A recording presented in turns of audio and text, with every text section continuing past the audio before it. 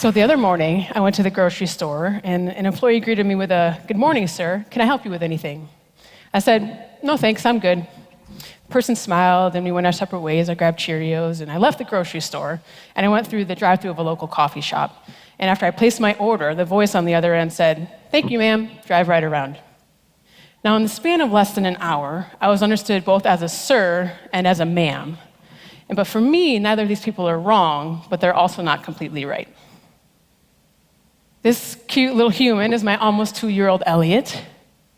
Yeah, all right. And over the past 2 years, this kid has forced me to rethink the world and how I participate in it. I identify as transgender and as a parent, and that makes me a trans parent.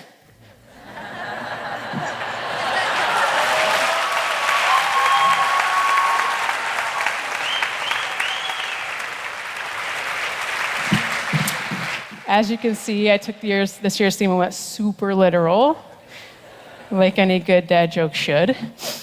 So more specifically, I identify as genderqueer, and now there are lots of ways to experience being genderqueer, but for me, that means I don't really identify as a man or a woman. I feel in between and sometimes outside of this gender binary. And being outside of this gender binary means that sometimes I get sirred and ma'amed in the span of less than an hour when I'm out doing everyday things like getting Cheerios. But this in-between land is where I'm most comfortable. This space where I can be both a sir and a ma'am feels the most right and the most authentic. But it doesn't mean that these interactions aren't uncomfortable. Trust me, the discomfort can range from minor annoyance to feeling physically unsafe, like the time at a bar in college when a bouncer physically removed me by the back of the neck and threw me out of a women's restroom. But for me, authenticity doesn't mean comfortable. It means managing and negotiating the discomfort of everyday life, even the times when it's unsafe. And it wasn't until my experience as a trans person collided with my new identity as a parent that I understood the depth of my vulnerabilities and how they were preventing me from being my most authentic self.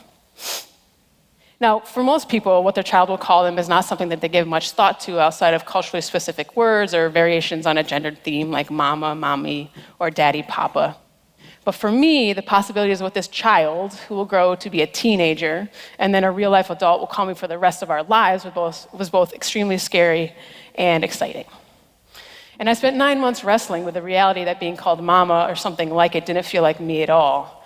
And no matter how many times or versions of mom that I tried, it always felt forced and deeply uncomfortable.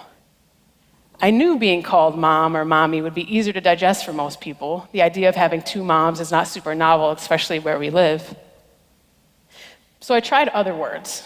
And when I played around with daddy, it felt better. Better, but not perfect. It felt like a pair of shoes that you really liked, but you needed to wear and break in. And I knew the idea of being a female-born person being called daddy was going to be a harder road with a lot more uncomfortable moments. But before I knew it, the time had come, and Elliot came screaming into the world like most babies do, and my new identity as a parent began. I decided on becoming a daddy, and our new family faced the world. Now, one of the most common things that happens when people meet us is for people to mom me. And when I get mommed, there are several ways the interaction can go, and I've drawn this map to help illustrate my options. So, option 1 is to ignore the assumption and allow folks to continue to refer to me as mom, which is not awkward for the other party, but is typically really awkward for us. And it usually causes me to restrict my interaction with those people. Option 1. Option 2 is to stop and correct them and say something like, actually, I'm Elliot's dad, or Elliot calls me daddy. And when I do this, 1 or 2 of the following things happen. Folks take it in stride and say something like, oh, okay, and move on. Or they respond by apologizing profusely because they feel bad or awkward or guilty or weird. But more often, what happens is folks get really confused and look up with an intense look and say something like, does this mean you want to transition? Do you want to be a man? Or say things like, how can she be a father? Only men can be dads. While option 1 is oftentimes the easier route, option 2 is always the more authentic one. And all of these scenarios involve a level of discomfort, even in the best case. And I'll say that over time, my ability to navigate this complicated map has gotten easier, but the discomfort is still there. Now, I won't stand here and pretend like I've mastered this. It's pretty far from it. And there are days when I still allow option 1 to take place because option 2 is just too hard or too risky. There's no way to tell that or to be sure of anyone's reaction, and I want to be sure that folks have good intentions, that people are good. But we live in a world where someone's opinion of my existence can be met with serious threats to me or even my family's emotional or physical safety. So I weigh the costs against the risks, and sometimes the safety of my family comes before my own authenticity. But despite this risk, I know as Elliot gets older and grows into her consciousness and language skills, if I don't correct people, she will. I don't want my fears and insecurities to be placed on her to dampen her spirit or make her question her own voice. I need to model agency, authenticity, and vulnerability, and that means leaning into those uncomfortable moments of being mommed and standing up and saying, no, I'm a dad, and I even have the dad jokes to prove it. Now, there have already been plenty of uncomfortable moments and even some painful ones, but there's also been, in just 2 short years, validating and at times transformative moments on my journey as a dad and my path towards authenticity. When we got our first sonogram, we decided we wanted to know the sex of the baby. The technician saw a vulva and slapped the words, "It's a girl," on the screen and gave us a copy and sent us on our way. We shared the photo with our families like everyone does, and soon after, my mom showed up at our house with a bag filled. And I'm not exaggerating. It was like this high, and it was filled and overflowing with pink clothes and toys. Now, I was a little annoyed to be confronted with a lot of pink things, and having studied gender and spent countless hours teaching about it in the workshops and classrooms, I thought I was pretty well versed on the social construction of gender, on how sexism is a devaluing of the feminine, and how it manifests both explicitly and implicitly. But this situation, this aversion to a bag full of pink stuff, forced me to explore my rejection of highly feminized things in my child's world. I realized that I was reinforcing sexism and the cultural norms I teach as problematic. No matter how much I believed in gender neutrality in theory, in practice, the absence of femininity is not neutrality, it's masculinity. If I only dress my baby in greens and blues and grays, the outside world doesn't think, oh, that's a cute gender-neutral baby. They think, oh, what a cute boy. So my theoretical understanding of gender and my parenting world collided hard. Yes, I want a diversity of colors and toys for my child to experience. I want a balanced environment for her to explore and make sense of in her own way. We even picked a gender-neutral name for our female-born child. But gender neutrality is much easier as a theoretical endeavor than it is as a practice. And in my attempts to create gender neutrality, I was inadvertently privileging masculinity over femininity. So rather than toning down or eliminating femininity in our lives, we make a concerted effort to celebrate it. We have pinks among the variety of colors. We balance out the cutes with handsomes and the pretties with strongs and smarts and work really hard not to associate any words with gender. We value femininity and masculinity while also being highly critical of it and do our best to not make her feel limited by gender roles. And we do all this in hopes that we model a healthy and empowered relationship with gender for our kid. Now, this work to develop a healthy relationship with gender for Elliot made me rethink and evaluate how I allowed sexism to manifest in my own gender identity. I began to reevaluate how I was rejecting femininity in order to live up to a masculinity that was not healthy or something I wanted to pass on. Doing this self-work meant I had to reject option 1. I couldn't ignore and move on. I had to choose option 2.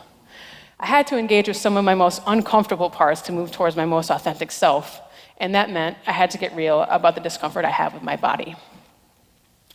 Now, it's pretty common for trans people to feel uncomfortable in their body, and this discomfort can range from debilitating to annoying and everywhere in between. And learning my body and how to be comfortable in it as a trans person has been a lifelong journey. I've always struggled with the parts of my body that can be defined as more feminine: my chest, my hips, my voice. And I've made the sometimes hard, sometimes easy decision to not take hormones or have any surgeries to change it, to make myself more masculine by society's standards. And while I certainly haven't overcome all the feelings of dissatisfaction, I realized that by not engaging with that discomfort and coming to a positive and affirming place with my body, I was reinforcing sexism, transphobia, and modeling body shaming. If I hate my body, in particular the parts society deems feminine or female, I potentially limit or damage how my kid can see the possibilities of her body and her feminine and female parts. If I hate or am uncomfortable with my body, how can I expect my kid to love hers? Now, it would be easier for me to choose option 1, to ignore my kid when she asks me about my body or to hide it from her, but I have to choose option 2 every day. I have to confront my own assumptions about what a dad's body can and should be. So I work every day to try and be more comfortable in this body and in the ways I express femininity. So I talk about it more. I explore the depths of this discomfort and find language that I feel comfortable with. And this daily discomfort helps me build both agency and authenticity in how I show up in my body and in my gender. I'm working against limiting myself. I want to show her that a dad can have hips. A dad doesn't have to have a perfectly flat chest or even be able to grow facial hair. And when she's developmentally able to, I want to talk to her about my journey with my body. I want her to see my journey towards authenticity, even when it means showing her the messier parts. We have a wonderful pediatrician and have established a good relationship with our kid's doctor. And as you all know, while your doctor stays the same, your nurses and nurse practitioners change it in and out. And when Elliot was first born, we took her to the pediatrician and we met our first nurse. We'll call her Sarah. Now, very early in our time with Sarah, we told her how I was going to be called Dad and my partner is Mama. Sarah was one of those folks that took it in stride, and our subsequent visits went pretty smoothly. And about a year later, Sarah switched shifts and we started working with a new nurse. We'll call her Becky. Now, we didn't get in front of the dad conversations, and it didn't actually come up until Sarah, our original nurse, walked in to say hi. Now, Sarah's warm and bubbly and said hi to Elliot and me and my wife, and when talking to Elliot, said something like, "Is your daddy holding your toy?" Now, out of the corner of my eye, I could see Becky swing around in her chair and make daggers at Sarah.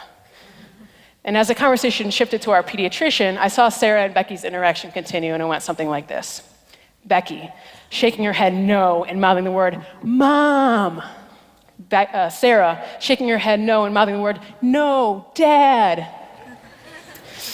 I know, awkward, right? So this went back and forth in total silence a few more times until we walked away. Now, this interaction has stuck with me. Sarah could have chosen option one, ignored Becky, and let her refer to me as Mom. It would have been easier for Sarah. She could have put the responsibility back on me or not said anything at all. But in that moment, she chose option two. She chose to confront the assumptions and affirm my existence. She insisted that a person who looks and sounds like me can, in fact, be a dad. And in a small but meaningful way, advocated for me, my authenticity, and my family. Unfortunately, we live in a world that refuses to acknowledge trans people and the diversity of trans people in general. And my hope is that when confronted with an opportunity to stand up for someone else, we all take action like Sarah, even when there's risk involved. So some days the risk of being a genderqueer dad feels too much. And deciding to be a dad has been really hard.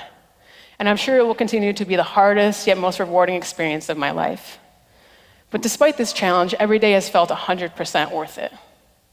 So each day I affirm my promise to Elliot and that same promise to myself, to love her and myself hard, with forgiveness and compassion, with tough love and with generosity, to give room for growth, to push beyond comfort in hopes of attaining and living a more meaningful life. I know in my head and in my heart that there are hard and painful and uncomfortable days ahead. My head and my heart also know that all of it will lead to a more rich, authentic life that I could look back on without regrets. Thank you.